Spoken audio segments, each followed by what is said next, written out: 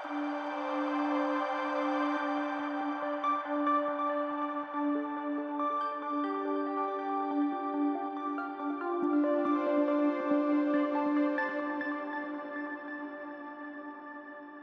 First for Nutrition Impact has been termed so because there is a fundamental bug in the system. The bug is that foundational skills are missing. This is a classical slide where I show what is the extent of malnutrition in India. From birth onwards, if you see the red bar, which is indicative of chronic malnutrition, it stays there for between 20 to 30% between the first 6 months, and then catastrophically increases and stays at around 40 to 50%. Under 1 year, around 24% of our children are stunted, which means their weight, their height is not appropriate for their age, which means in absolute terms there are more than 6 million babies who are children who are stunted. Stunted means not just the height is small, but their learning abilities are also poor, and their income generating capacities are poor, and they perpetuate what is called as the vicious cycle of malnutrition.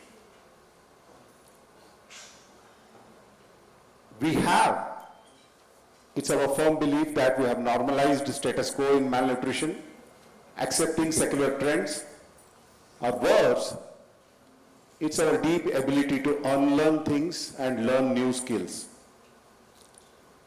In our program, we skill the frontline functionary first.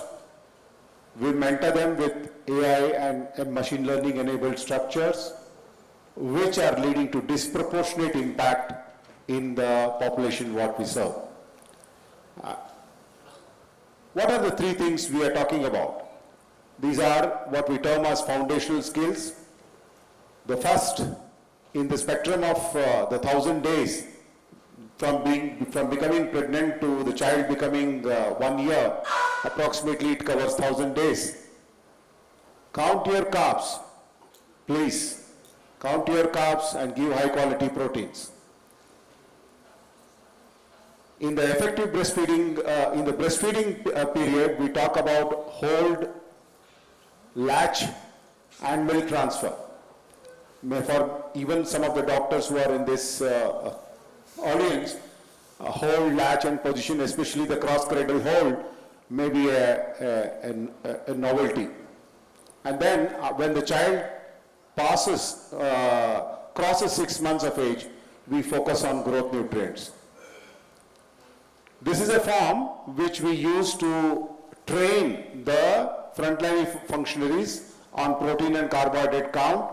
Very, very complicated it may appear to you, but it is as simple as this. Here, a frontline functionary is actually calculating the same thing on board. And it's very simple.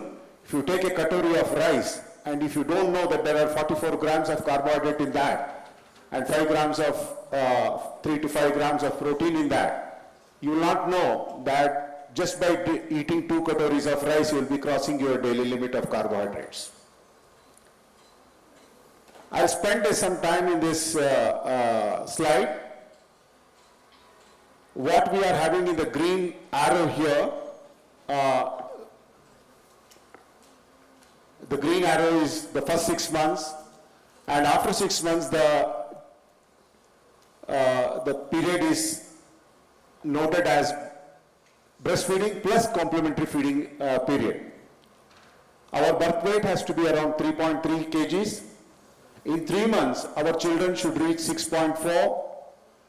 In 6 months, it is 8 kg, and by 1 year, it is around 10 kgs. Now, this is actually the 50th percentile. If you note there, 50th percentile markings what I have read to you, not the 85th or the 97th percentile.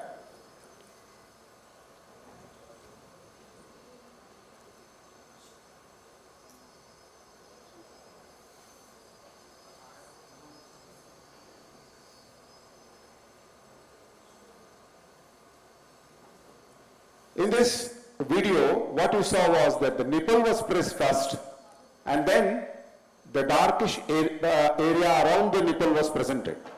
What you could see was there is a phenomenal increase in the milk that came out of the mother's breast. Unfortunately, in India, the concept of latching to the areola is not there. It's not existing. Majority of our children are just latching to the nipple, and that is why we are having stunting within the first 6 months, and which can get progressively increasing over the period of time. So we have what are called as Health Spoken tutorials developed by the IIT Bombay Health Spoken tutorial team, which animates simple information into easily understandable, comprehensible instruction design of around 10 to 15 minutes duration, and this is what is the content that is given to all the frontline functionaries in the district. Through and through, we have worked with only government system. And similarly, we have instruction material for complementary feeding. The model what we are using is test, train, deploy, and impact. So through and through, what I'm seeing is that what we are seeing is that this process is AI and machine learning enabled, which will allow us to test frontline functionaries, train them, skill them, and deploy the skills on the field through what is called as adoption process, and also compliance to the learning and action protocols which are developed as a part of this process are deployed. Now we are having the challenge of keeping the learner engaged, because there is continuously decreasing attention spans what we note. The impact, as I have told you, was in the earlier diagram was disproportionate. Let's have a look at that disproportionate impact. If the breastfeeding is exclusive but not effective, this is the kind of growth what we are having.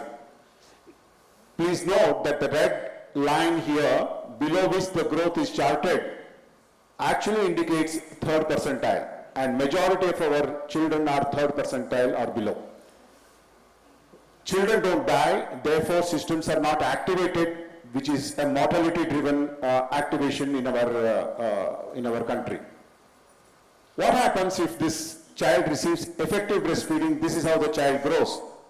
The charting is indicative of a phenomenal growth that can happen merely on breast milk when we are talking about effective breast milk and not just exclusive. Not just the weight, but the height is also phenomenal. Now this is one child. Do you have it in a larger number of children? Yes, we do have.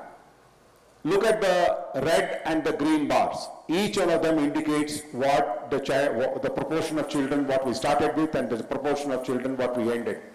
It's massive difference is there across the categories, which is total, moderate, and severe categories. In severe categories, sometimes we are seeing the green graph, the red graph has completely disappeared. Now this is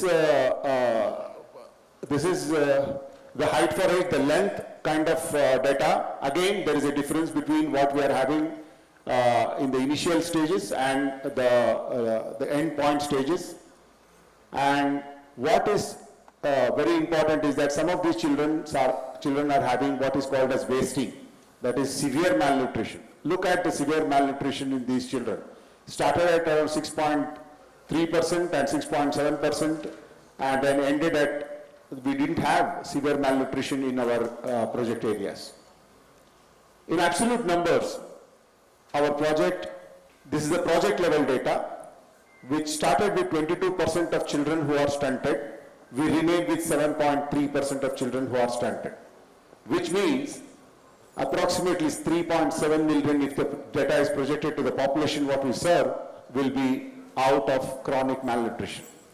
Mind you, when I say out of chronic malnutrition, it is occurring through foundational skills which can be easily translated and given to the frontline functionaries. Thank you.